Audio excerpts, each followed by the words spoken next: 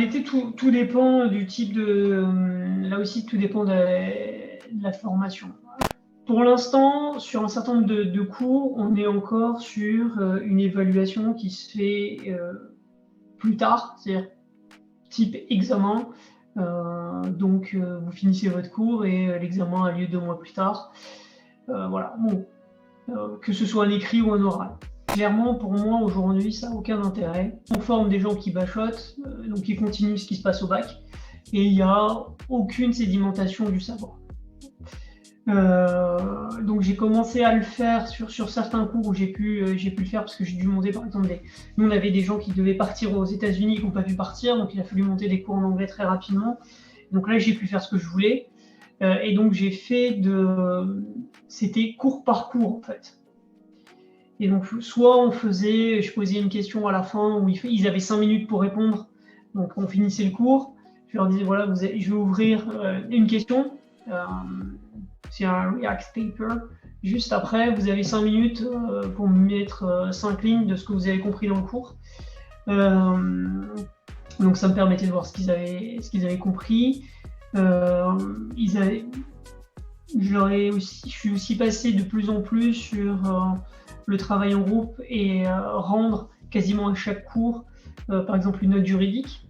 C'est-à-dire, est-ce que vous êtes capable en 2 heures d'écrire une note juridique comme dans la vraie vie. Voire il m'arrive en plein milieu de leur envoyer un mail avec une demande différente, c'est-à-dire pour qu'ils réagissent et voir comment ils travaillent en groupe. Donc là, ça me permet de voir vraiment s'ils arrivent à maîtriser. J'utilise un petit peu alors c'est Kahoot ou des QCM, plus pour voir si ce qu'on a fait avant est toujours actif, ou du moins pour réactiver ce qu'on a fait avant. Et l'idée de plus en plus quand je crée des cas pratiques, c'est d'essayer de construire des cas pratiques qui reprennent des éléments qu'on avait fait avant, pour qu'en fait on revoit toujours des éléments.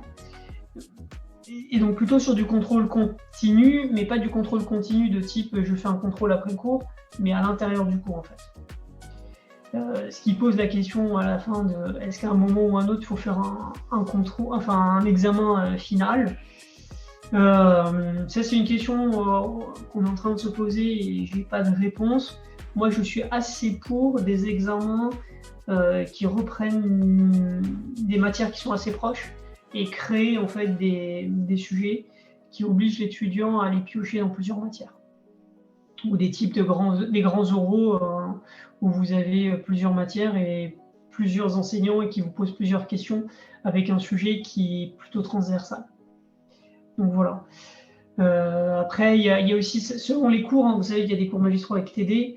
Donc c'est vrai que les TD permettent aussi de voir la progression. Donc il y a un peu de tout, mais ce qui est sûr, c'est mon avis, et ça va être un de nos chantiers à la rentrée, continuer à faire des examens à la fin et balancer une dizaine d'examens, je ne suis pas sûr que ça soit le meilleur moyen pour les former. Des examens qui prennent des formes extrêmement variées, qui peuvent être des quiz, mais je pense que ce n'est pas la majorité.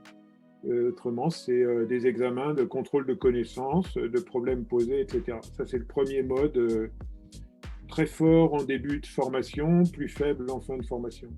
Le deuxième, c'est des rapports de groupe, beaucoup de travaux de groupe, donc en général se concrétisant. Alors dans le mot rapport, ça peut être un logiciel, ça peut être un résultat expérimental sur un produit, enfin voilà, il y a une diversité, mais ça se concrétise sous forme d'un rapport. Les TD, souvent, donnent lieu à un compte-rendu, quelque chose qui est noté.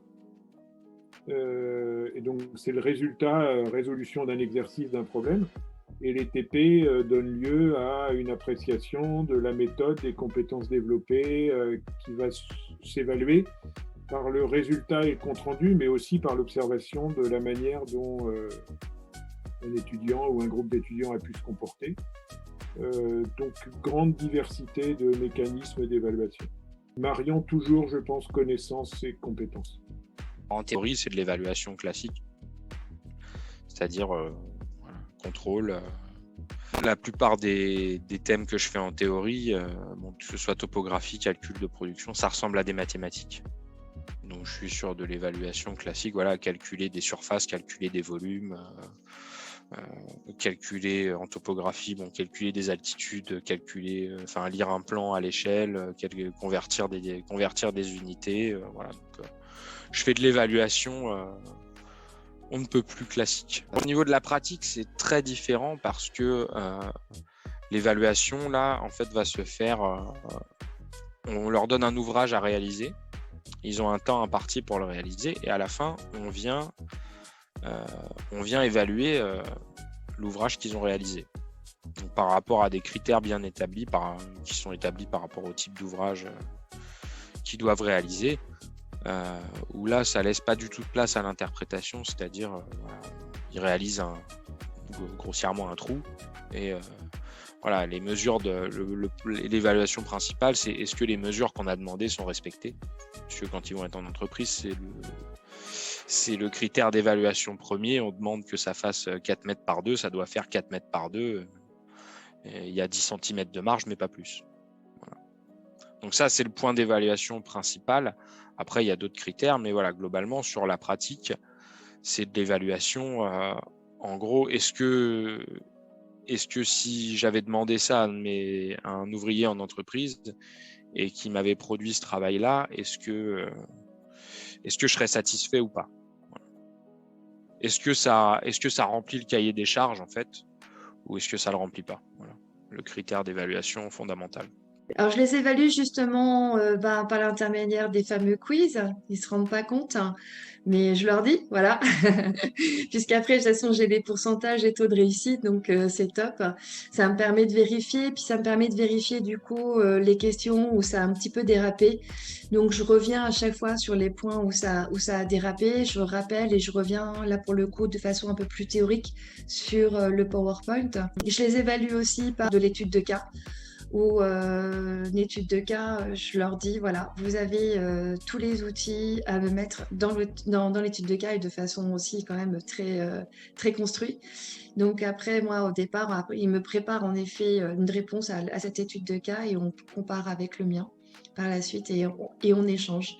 Ce qui me permet de garder après ce qu'ils ont travaillé et de pouvoir aussi justifier leur évaluation. C'est surtout le quiz et l'étude de cas en tout cas pour ma part et dans ma branche, qui me permet de bien évaluer leurs compétences et la transmission.